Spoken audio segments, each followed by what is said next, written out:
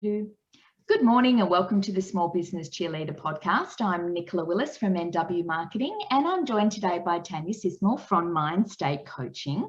And we're here today to talk about personal development and the mindset for female entrepreneurs. How are you today? I'm great. How are you, Nicola? You good? I'm good. I love anything to do with mindset and helping female entrepreneurs get control of their mindset and help them in their business. And that's what we're here to talk about today. Now, you've been in business for 25 years, owning hair salons and your own personal development experiences. So tell me, how did you get into personal development coaching? And a little background on you, whatever you'd like people to know on how you got to where you are today. Sure. Well, I actually got into business when I was 19 years old and I had hairdressing salons all over Melbourne in shopping centres. And I got into personal development, not actually for my own personal development. I remember I was up one night really late and I saw an infomercial on TV back in the day. This is late 80s. So there was, there were infomercials that you used to watch, no internet. And so I was watching this infomercial and it really got me with what the person was saying, which is Tony Robbins. Everyone knows who Tony Robbins is. And so I purchased his book and it came in the mail and then I started reading it and I 100% got into personal development for business. I didn't at any point think, oh, maybe this can work on me. I just took it and my interpretation of his book was to completely implement it in business. And that's what I did. And it just went, fantastic. And, from 19 to 23, I went in leaps and bounds, then opened up another salon and then so on and so forth. And, the thing about personal development that I found as a novice back then is as soon as things start going well, I kind of, you forget about the personal development and you just relish in whatever's going on. So fast forward that, I ended up getting married, had two beautiful little boys, and my marriage turned to shit. Sorry, am I allowed to swear on this? Because I do swear sometimes, I'm so sorry. So my marriage turned to shit. I ended up divorced with two little toddlers and, I fell into the biggest, deepest hole that I just couldn't get out of. And I remember someone passed me over a book by Louise Hay called You Can Heal Your Life. And I remember I started reading about the first chapter or something. This is back in 2004, I think. And I kind of tossed it. I just threw it and I said, oh, this is rubbish. It just aggravated me. The more I, read about personal development, the more I was aggravated. So I then sort of thought, what I'm doing is not working. I'm just going through the motions. I opened up my own salon. I was a single mom. I was running a business. I was really busy, but there was just something inside of me was not right. So I picked the book up and I started to read. And then I started to study. And then I started to implement, because there's a lot of people that say, oh, yeah, I know personal development. Yeah, I read. But unless you actually experience it, unless you implement and experience, it doesn't work. I mean, you could have a lot of knowledge about a lot of things. I'm a soccer mum, so I know a lot about soccer in theory, and I've never kicked a ball, right? Until I kick that ball, I don't really know it.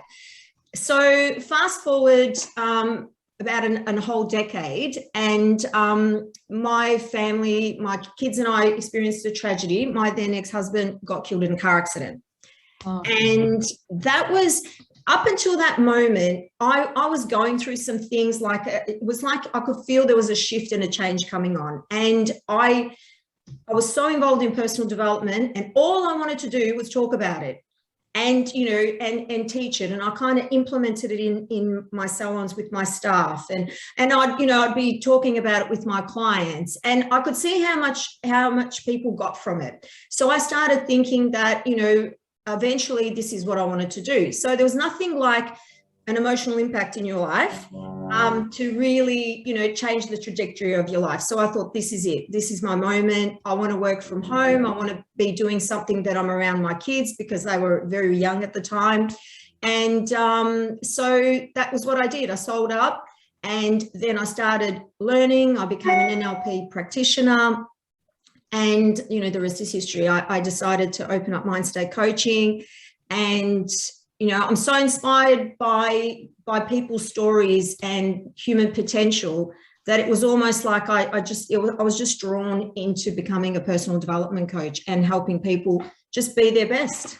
I love that, because it does. I work a lot in why in business. You know, people who have that passion usually have why.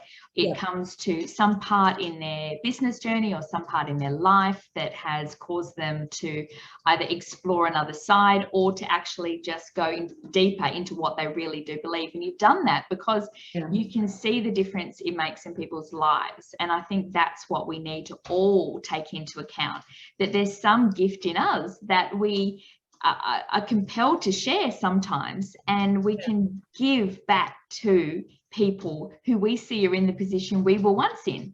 And that's where life experience comes in. So why would you and how would you tell people to implement personal development into their lives? So how would you tell someone who's a bit lost or at a crossroads in their life, how would you get them to implement personal development into their life to make a difference going forward for them? Yeah. Well, the thing about personal development is it's multifaceted. It's not just one thing, you know, personal development. If we break it down, there's the emotional aspect of it. So it's, you know, it's obviously your mindset and how you think and how you're feeling, but there's also that spiritual side of it. And then there's also, you know, I call that physical part of it, which is what makes you move, you know, your physiology, what gets you up and gets you going. And what I think is really important is, if you're starting off with personal development, what I would say is explore all of them. You know, I found it really interesting that the more spiritual I became, like the more I practiced spirituality, the more financially abundant I became. You know, the more I moved my body and, you know, really honored the vessel that I live in and moved my body, exercised, you know, became mindful how I ate, how I hydrated myself, the more emotionally well I became, you know, and the other thing is, the more disciplined I became, the more freedom I have in my life. So these are the things that, you know, once you get into personal development, I think it's also really important to start small, to you know, learn something that actually that you're attracted to, that you're drawn to, because there is so many things out there. There is so many gurus out there, so many books, so many courses, so many coaches. I think you need to start off with the one that you're drawn to and start there and definitely learn something and implement it. This is a journey. It's not a race. You're never done. The way I look at it, it goes like you're never done until you're done. So, you know,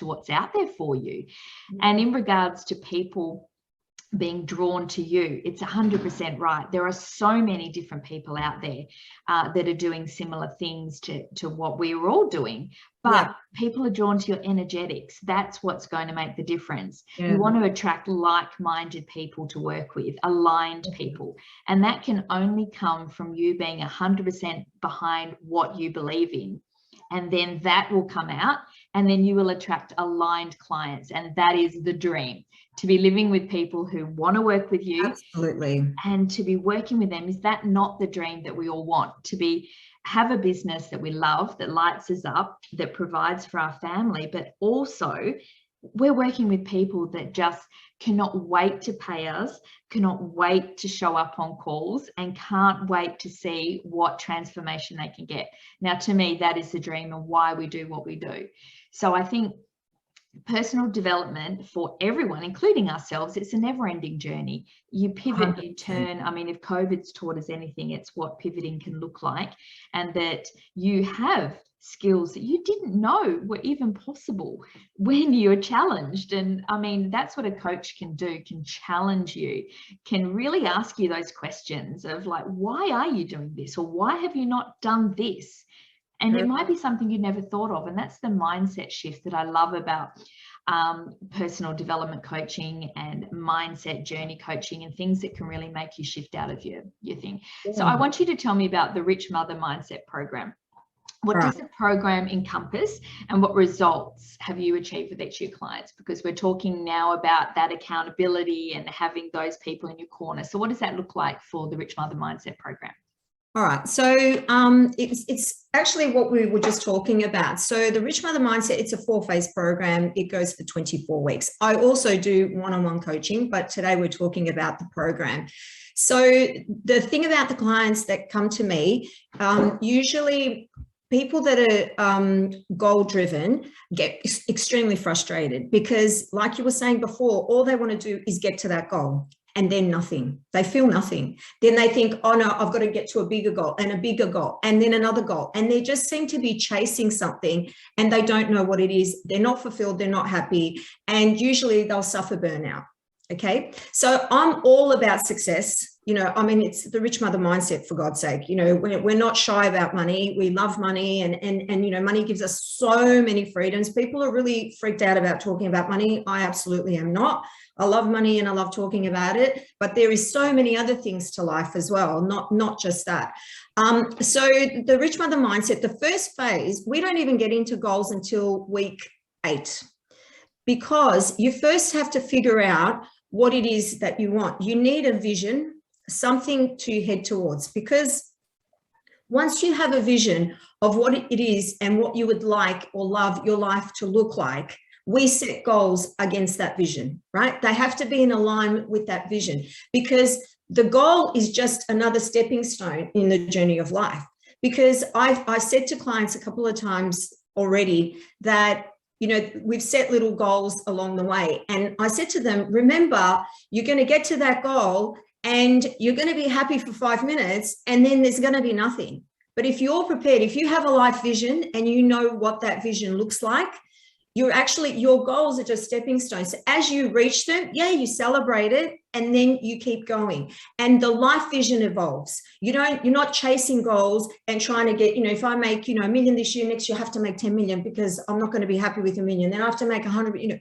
What happens is you keep expanding the life vision and your goals are always in alignment with that. So that's the second phase, is all about how we use the funnel of focus to actually reach our goals, and how we change our daily disciplines, so tiny little steps that lead to massive results. You know, people underestimate what a 1% shift just in your daily habits can create in 12 months' time. You know, a lot of people don't start things, Nicola, because they are so overwhelmed with what it is that they want, and they just don't know where to start.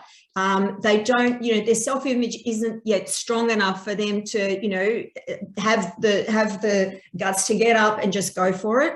So in phase 3, once we work out what disciplines, what daily habits do you need to implement that align with your goals and with your vision, then in the third step is where we work on your mindset, complete mindset. It's all about your self-image, who you are, you know, discovering who you are as a person, because whatever you want to reach, you first have to become that person. You can't, you know, attract $10 million in your life if you're used to being on a $50,000 wage. You can't attract the love of your life if you think all men are bad. You know what I mean? You have to change your mindset. You have to you have to step in the shoes of that future self that you want to become. And I teach them how to do that. And then the fourth phase, and I think is the most important, once you're on that path, so you get the template, you fill all this out yourself. You know, this is not me, you know, telling you how to live your life, what time to get up and when to go to bed. This is about This is about you choosing authentically for yourself what it is, what's inside of you, what do you want to express, how do you want to live your life, where do you want to live, what are the things you want to have, what experiences you want to have. So when we finally get to the last phase, which is the fourth phase, is the support and the accountability. It's 6 weeks of total accountability. It's like your own personal accountability group, which is really important. So I teach people, and then afterwards, once they finish, they can set up their own little accountability groups. They can be their own accountability partners. They can, do, mastermind groups. They can do whatever they want. So after 6 months, I guarantee a transformation because, like you, I attract people who want to do this work. And this work is really it's a step-by-step process. So it is definitely not overwhelming. So people that, you get your type A personalities that, grab things and they're gung-ho and they're extroverted and they'll, take over and they seem to, swim to the top all the time. But then you get all these other little ones who are shy and introverted and their self-esteem isn't as great and healthy as it should be and all that. So this picks up on everybody and everyone gets the opportunity to transform and develop into, the person that they want to be and the best version of themselves. Yeah, I love that. And I think that's the advantages that come from a group program is all the different input that you can have from other people going along the same journey as you at the same time. Correct. Because those A-type personalities can bring in a vibe, and so can the others that sit back and look and think, and they can give you input that you would never have thought of when you're the loud one that's always up there. Sometimes it's lovely to have the people that just come from underneath and just tell you something that you might not have really thought of, and that's where a group dynamic is wonderful. One-on-ones are awesome as well for implementing strategic plans of what you want, and group programs I think are great for getting input and really rounding yourself out. So I would highly recommend both if you ever have a chance in your lifetime to do. I've been involved in many and I've come out the other end with so much transformation, and a lot of it is driven by yourself because you can't have people tell you what to do because it's never going to be authentic and you're never going to really implement it because you're going to wonder if it was really my idea in the first place. And I think you're exactly right. You're setting these frameworks up and you're setting the ideas up and the way to investigate it so you can do the work yourself. And I think people love that because they can really dive deep. Now, I want to know what the biggest mistake is for young women trying to navigate happiness in the world. What are you seeing along your journeys from who you're dealing with, or just what you would think if you were speaking to someone who was in their 20s and they're trying to navigate the world? What would you ask them to do? That's a really good question. Especially as a mother of a 23-year-old and a 21-year-old boy, and looking at that generation, that's a really good question. Look, what I find, and it doesn't have to necessarily be for women, although I find us women, we come with a bit more baggage, especially when it comes to our own self-image and stuff like that. I think that one of the things that I find with young people is that you get to a certain part of your life, once you go to school and then you finish school and then you'll go to uni, or, you'll get a job, and you kind of have always something that you're looking forward to. So, and learning something new, and there's growth in that, obviously. So you get to a certain point in your life. So let's say you've started a new business and, it's moving along. And what I find, or even if they're starting a new career or they're, doing a new job, and they get to a certain point and then they kind of flatline, right? And if they're stuck in this flatline for too long, they tend to lose their motivation. They're very uninspired. If things are taking too long, and I get that because in this generation, the millennials and stuff, they're used to everything happening right now, this second. You can't wait 1 second for anything because it's just done for you. Bang, done. So, if things take too long, if they're not getting the results that they want, they seem to just sort of quit it.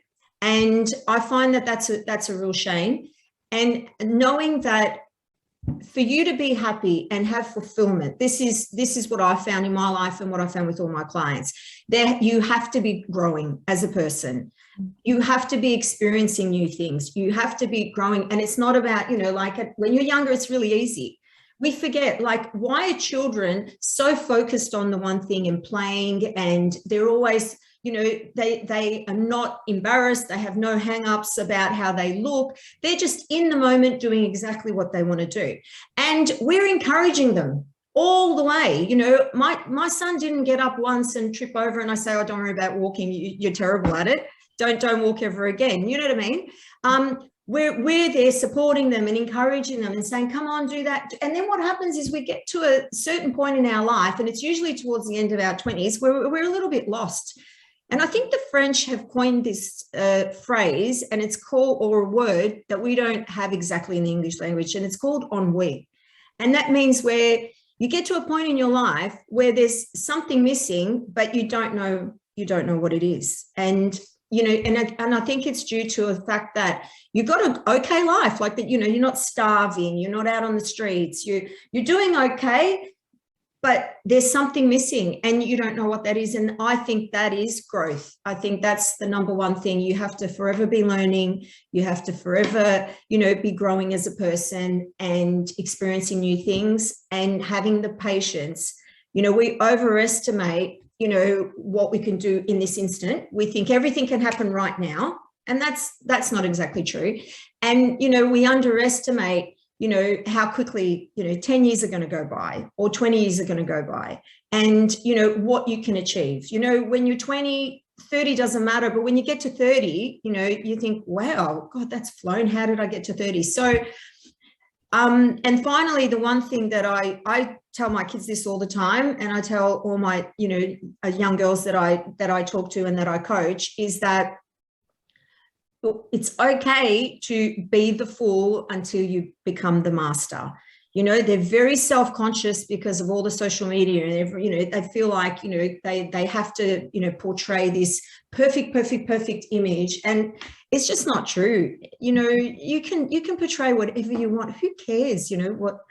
You know. Anyway, but I think that is, you need to be the fool before you can be a master. And, you know, you're going to fail at things until you become great at it. You have to practice and keep practicing at things before you become great at it. To master it, you have to get, you know, so many hours into doing a thing before you become very comfortable, before you experience everything there is to experience in that particular field. So I would say, you know, be patient, give yourself time, and be, you know, less self-conscious about what other people think of you, and be more, you know, more in tune with who you are and discovering who you are, what's inside of you that wants to come out, rather than worrying about what everyone else sees on the external.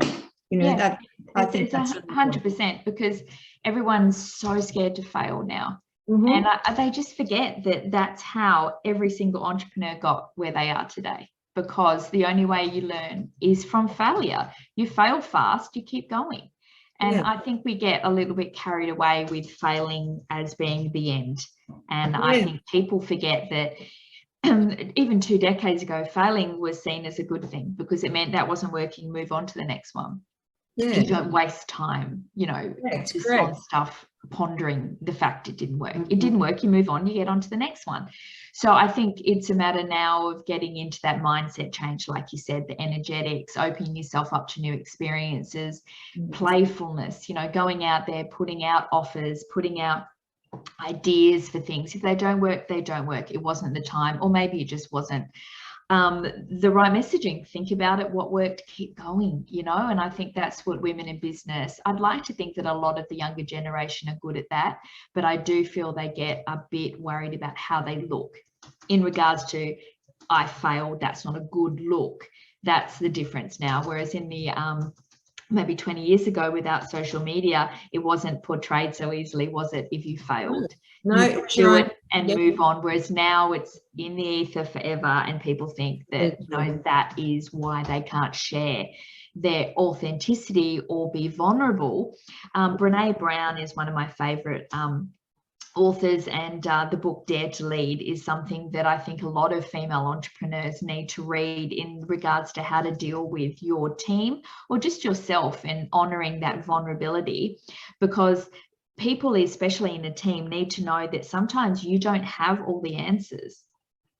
You know, your staff, you don't want to be seen as the person where you just have They think, well, you know, she has everything under control, because then they look at themselves and think, oh my God, like I haven't got this under control at all. So if you can be vulnerable, and that comes to with your social media, with your clients, vulnerable doesn't mean, you know, sharing, you know, your dirty laundry. It just means showing that you're human and that you're learning and that you grow, and then your team are more likely to come to you and share, and you can provide that wisdom if needed be, or just get help for everyone. You know, you might need to grow as a team, but you won't know that if your staff can't come and talk to you. So, and that's what I usually tell entrepreneurs if they're in the startup phase, you know, start getting into that mindset work, so that when you do have a team, you can build a really good team that is authentic and honest and along the journey with you. Because if you don't share, and that's what a lot of these young female entrepreneurs think, they have to show up as the boss babe and everything's going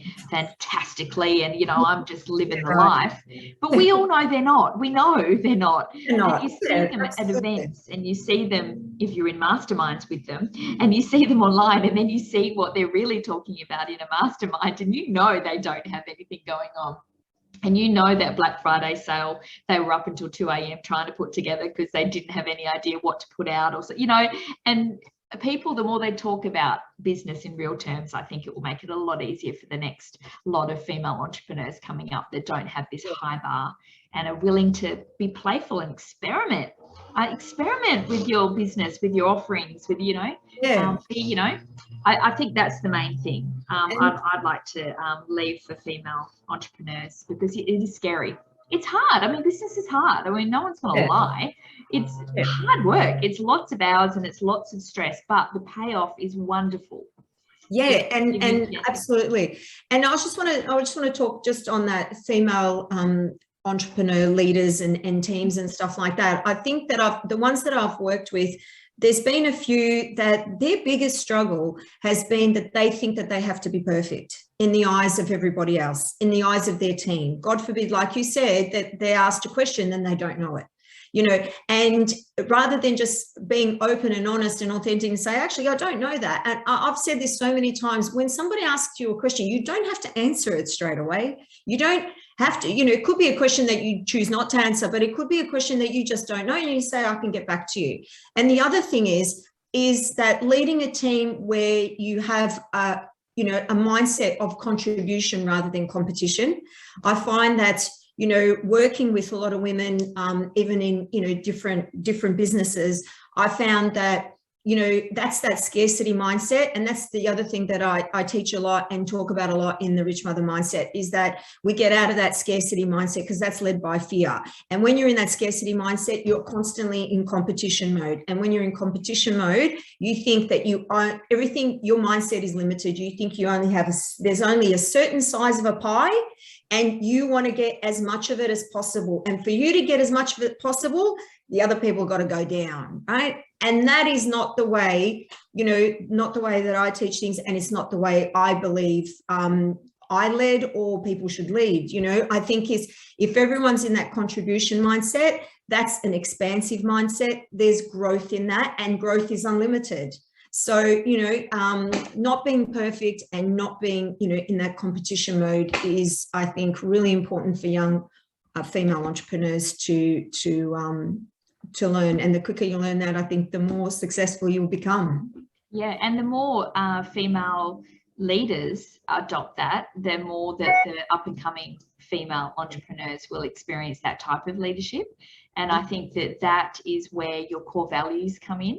And a lot of work I do with my clients when they're creating their messaging is around their vision, mission, and their core values, because once you have core values set within your business, you're setting a framework for what you will and won't accept.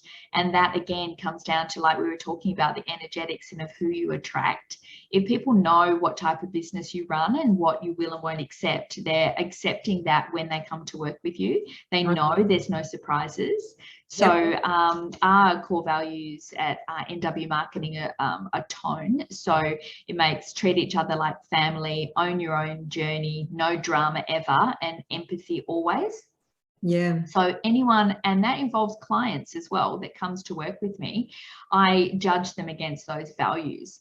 So we never take drama, just it is never accepted anywhere here. That could be clients or it could be staff. And the same with Own Your Own Journey. If you have a question, ask it. If you want something, ask it.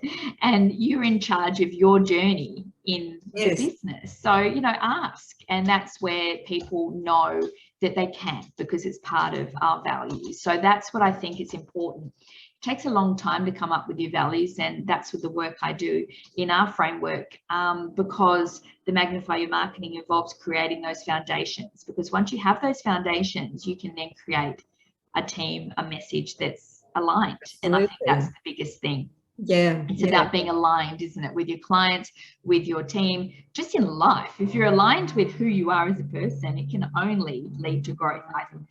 Oh, 100%. And that is ultimate happiness and fulfillment. When you're, you know, you're authentically you're attracting people that you don't have to, you know, put up a facade or anything. You are you, and therefore you're attracting people that are like-minded. That's why the group coaching works really well, because people, a lot of people out there feel, you know, isolated, especially if they're into personal development and they want to grow and they're ambitious and stuff. There is, you know, personal development itself, there's like just under 8 billion people in this world. There's only about 1% of the population, which is only, and maybe that's even an exaggeration, I don't know if 80 million people, you know, practice personal development or even know what personal development is. So the number one thing about doing personal development is it's a huge advantage for you in the workplace, in your life. That's the number one thing. But yeah, so I just lost my train of thought then, because I was thinking about how many people. I thought, wow, that's a lot of people in the world. But, it is a lot of people, and you think that's another thing people need to get on top of when we're talking about the competitiveness of female entrepreneurs. There are a shitload of people in the world, okay? So if you even get a tiny fraction of those, there is still enough for everyone else. And the example I love is you look at all the breakfast cereals on the supermarket aisles, okay? There are a squillion varieties and they all still make money. So it's about finding, if you're a Fruit Loop or if you're a Nutri-Grain, whatever you are, find what you are, and they attract completely different people. So it's just that same thing of like, look at it as simple as that. They all attract and market to completely different people, but they're all the same thing. So just make it as simple as that in your brain, and you will be able to find who it is that you're attracting and what it is you offer that they want, and go with that. That's the easiest I could put it, because that's ultimately, there is someone for everyone. You just got to find out who that is. Correct. Now, I have loved this conversation because mindset and coaching and people in general is my favorite. Now, I want everyone to go and check you out online so they can find out more about the Rich Mother Mindset program, about Mindstate Coaching and you. So what's the easiest or the best place for people to go to find out more? Well, they can go to my website, which is mindstatecoaching.com.au. The best way to learn more and see if I am a fit for them or if they're a fit for the program is just to book a consultation. It's a discovery call. It's completely free. It's 45 minutes to an hour, depending on how we're going. But it's not just a discovery call to find out about the Rich Mother Mindset. There's a lot of useful, coaching that goes on within that hour, and we find out what your biggest problem is, and we find out, the best way to solve it. So even if Mindstate Coaching or the Rich Mother Mindset program might not be a fit for you right now, you'll still get really useful information to take away and to try and implement into your own life. So that would be the best way, is just to book a discovery call, and we can have a chat, and then we'll see whether it's a fit or not. And we've just started on the 29th our new group. So the next group's starting on the 10th of January. So there's also one-on-one. I've got 5 spots available for next year for one-on-one coaching. If someone, if someone is more interested in really accelerating and taking their life to, crazy level next year, or if they're just, really introverted and they're not comfortable in a group, there is all sorts of people, and I try and accommodate to different personality types. But, you know, I've got 5 spots available for one-on-one, and we have a new group starting on the 10th of January. I love it. New year, new you, Yes, you know. yes. It's my favourite time of the year. No better time to start. Yeah. And that's what's good. Also, you do a discovery call now, book in now, so you know you're sorted for 2022. Absolutely. You know you're starting something. Absolutely. You can relax over Christmas knowing that you're going to smash it for next year. I think that's why 100%. it's good to start that now before the end of the year and get it sorted. I definitely get onto it, book it in. You know what's happening. You know when you're starting. You know, 10th of January is perfect. I like to get stuck in January, because I think otherwise it just slips away, and next thing you know, it's February and you think, oh, I've lost a whole month. So, and like I said, the first and second phase of Mindstate Coaching, there's actually, it's all just building up and just really honing in on what it is you want and the steps we're going to take to get it. So it's not until the 3rd and the 4th phase that we actually go really into implementation and actioning and, you know, stuff like that. So you know, you'll be fine during January and February. You won't have to actually, you know, get out there and put your money where your mouth is. You'll be actually just, you know, constructing this amazing new life and transformation that you're going to have next year. And who doesn't want that? That's what I say. Who doesn't want that in 2022, especially after the year that's been, or the last couple? So why not make 2022 the year you just nail it? That's what I think. That's what I'm doing anyway. I've decided 2022 is the year it just all happens. It's been awesome talking with you, Tania. I've really loved it. And everyone head over. You're also on Instagram, Facebook, LinkedIn, all of that sort of stuff, Mindstate Coaching. And Instagram is on Instagram. Your name. My name, Tania Cicmil, is on is my Instagram handle, or the Rich Mother Mindset. You'll find that. Perfect. So it's been awesome. I'll pop all of those links in the show notes for the podcast and also on the YouTube description, so people can find you easily there as well. It's been amazing, and have an awesome Christmas and New Year. And I bet all clients, I'm looking forward to them smashing in the new year with you as well. I'm so excited, absolutely obsessed with human potential. So I cannot wait to support them and see what they're going to create. You know, who knows what's lying inside of the next, you know. Exactly. And that's what the support's going to bring out. I love it. I love it. All right, Tania, it's been great. And I'll talk to you soon. Bye. See you later. Bye.